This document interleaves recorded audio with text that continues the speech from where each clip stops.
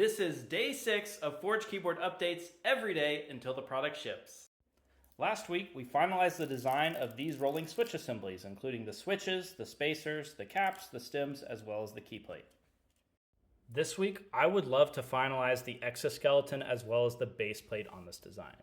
So most electronics that you buy, and certainly most mice and keyboards, are going to have a base plate that has molded mounting bosses as well as ribs sort of baked into it. And you're going to have a PCB or a printed circuit board that you're going to screw into those mounting bosses and an enclosure that's going over the top of it. So we are doing that. We have a PCB down at the bottom here that has a lot of our chips, a lot of our ICs, and our USB outlets that are externally facing.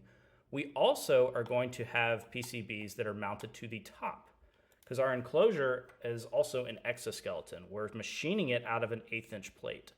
And there's a lot of benefits to doing this, a couple of which we're able to sculpt in geometry to auto home and auto orient these switches based on a counteracting compression spring that's pushing the stems up into that geometry. And then we're also going to be able to tap holes into this or put threads into them so that whenever we mount that PCB upward facing, it will always, without any doubt, remain completely planar to that external face.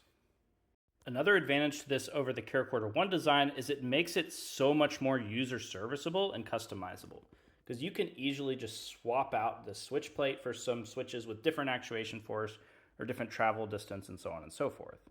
So we were obviously thrilled with how these switch assemblies turned out last week. But another thing that we did, which I think is also potentially groundbreaking for this design, is the experiments in metal bending. Specifically thinning out the plate so that it can be bent as if it were sheet metal. And as we started to orient these switch assemblies around and get a feel for kind of the ergonomics of everything, we had the idea of what if everything just folded out of a single piece, almost like an origami. So I put together this really simple test design to 3D print, and it only has about an hour left, so I'm going to test that out tomorrow, and I'll let you guys know how it goes.